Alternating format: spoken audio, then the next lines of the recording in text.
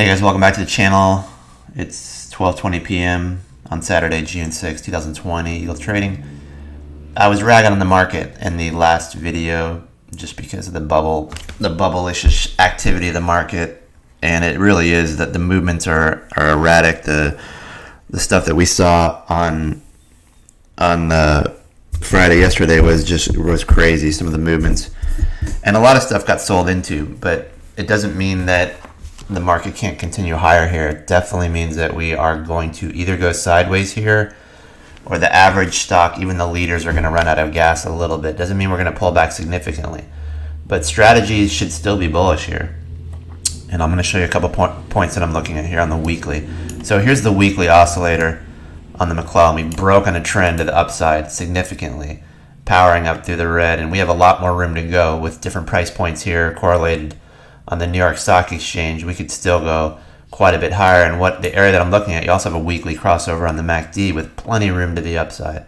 We have a lot of wiggle room on the weekly too on the RSI. Look at this. This is before we hit this level before we even had a pullback last year.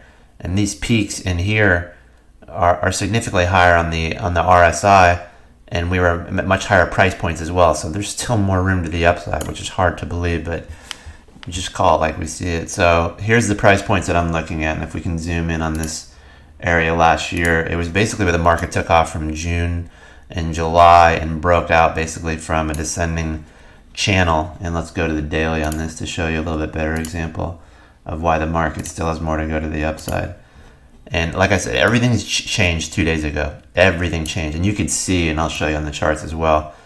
But if we zoom in on this area right here and focus on this little channel line, and I'm going to pull this up like this, and then I'm going to pull it back, so bear with me here.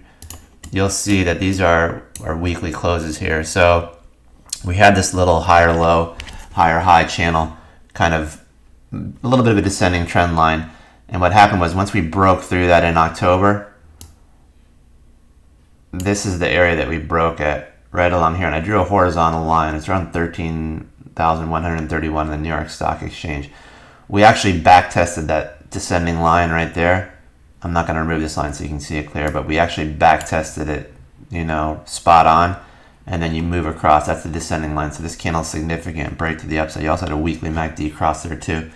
So if we now go to present time, and you can see that we still have a lot of room left, and if we use that number as a reference and kind of zoom in to where we're presently at, given the MACD and the oscillator with still more room to the upside, it would say that we have to do some sideways action here, or we're going to get overbought and have a big correction. Something that should be bought to, unless things change here. This is extremely bullish. Like I said, things changed 2 days ago, and we can see it. So here's the pivot break. Here's the line where I think we're going to actually clear over this line on the New York Stock Exchange. Target would be right along, depending on the time frame, a couple weeks, whatever, it would be just over 13,076 if you want to split hairs on that before we have anything significant.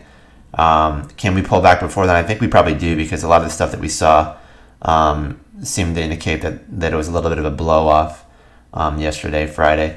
And you can see in stuff like, you can literally make a living off trading Boeing. It's like the moves intraday on Boeing, and I'm not going to beat a dead horse because we already looked at these, but huge move up, and then to kind of close back down, closer to the bottom half of the channel from intraday, already having gapped up. It just means that there was a lot of selling going on, a lot of distribution into that power move to the upside. But when you look at these on the daily 1 year, you can see that everything literally changed 2 days ago. Everything was contained, right? Channel containment. We had it across the board. I'm not going to show you. There's hundreds of stocks that have the same channel containment. And literally 2 days ago, game on. They fired. It's like everybody just gave up. That was bearish. And the hedge fund said, yeah, we've already been joining this party, but we're going to add fuel to the fire as well.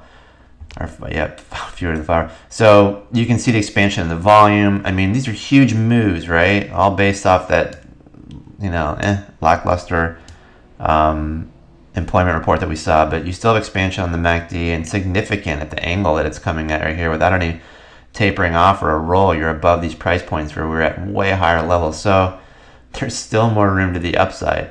But what do we get first? We get the pullback and sideways action first, or do we get an extension of what we've seen here as we start to absorb these moves These aren't just one and dones. This isn't because we sold off from the upper end on a lot of these stocks. Look at HXL. This is one that we talked about. Look at the move. I mean, this just broke out of this wedge. And then we talked about this 2 or 3 days ago in the 30s. And then look at this move from like 39 to 53, I think it was. Yeah, 53. And where did it close? The bottom end of the channel. Absolutely overdone.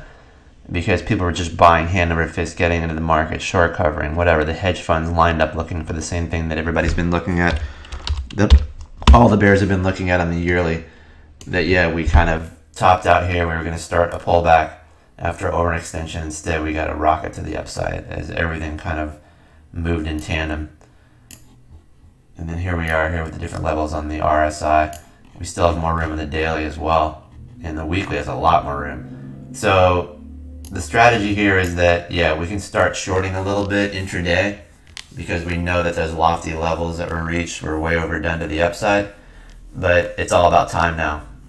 Time to consolidate, time to digest these moves, and then you could actually start hitting those numbers that we showed you on the New York Stock Exchange at the upside. Believe it or not, the market looks like it's got higher to go. I'm telling you, this was a game changer. And if you think that, you know, that it's a crazy thing to say that, well, let's start breaking down individual stocks. And you're going to say that it's not so crazy. You look at stuff like Home Depot. Look at Home Depot. Come on. I mean, making a new high in the face of coronavirus. Look at that. I mean, it just literally as if nothing happened, right? All of this was not only undone, but we're pushing to higher highs now on Home Depot. Incredible, right? And you still got a little bit more wiggle room in here. So there's going to be some great trades both ways, short and long, as these things overextend. Like I said, you have two worlds colliding here. We did that video a couple days ago. You know, the guys that have been making money on the way up are exiting, and the newbies are coming in too. A lot of energy bouncing back and forth in here. But the market action is still bullish. It just means you can take advantage of the short side and the long side. So I expect volatility intraday for sure. But this is pretty impressive when you see stuff like this. I don't know if we can even draw maybe a channel line top somewhere along here in Home Depot. It certainly looks like it. Doesn't mean we can't extend past that. Of course we can extend past that. But the easy gains have been made here. And I would say that most of the market leaders like we saw before, like the Zooms and the Shops and Amazons, are probably going to peter out here. And then you're going to see some of the stuff like the small caps and the unknown names like the HXLs continue to grind higher. And we're going to try to find those stocks that look like they have a lot more room to catch up to the upside. You know, maybe, is it a Caterpillar? Is it a Boeing after it consolidates and digests these moves? Not my favorite. It's a great trading stock, but as far as a buy and hold, not my favorite. But a lot of room to make up on stocks like Boeing when you look at something like Caterpillar or Home Depot here making a new all-time high. But yeah, definitely a little bit of a channel top here for sure. That line's pretty accurate because we had a couple opens above it and couldn't hold it. We had a touch there and then a touch there. So, you know, it's Home Depot, an interesting intraday short, you know, on Monday. I mean, I suppose you can probably look at it. There's probably a little bit more wiggle room though, and you don't want to get caught. But there's going to be great moves both ways. The pullbacks are going to be, everybody's going to be screaming the tops in, and I don't think that's the case. Anybody that's super bearish in the market looking for the big drop, I mean, we can find those numbers too. It's not going to be that difficult, right? On SPY, it's got to at least break 318.15 on the close before you even start looking at it. And then you got to at least fill the gap and start to, you know, you're going to need to close below like 311 before you even put your shorts on and start putting a stop in on the upside. But this move was pretty impressive move. And there's, you know, if we look at it technically, there's still more room to go, especially when you look at the MACD2 on the weekly and on the daily. You still have expansion, a little bit more room on the RSI, but a lot more room on the weekly RSI. Plenty of wiggle room, which means we have to consolidate before we can push higher here. We're going to be very vulnerable for a pullback. So we're going to look for those stocks that haven't moved yet and what areas are going to be strong here, and try to bring those out to subscribers and let them know these are the ones we want to buy and pull back. But we can play both sides of this market pretty soon here.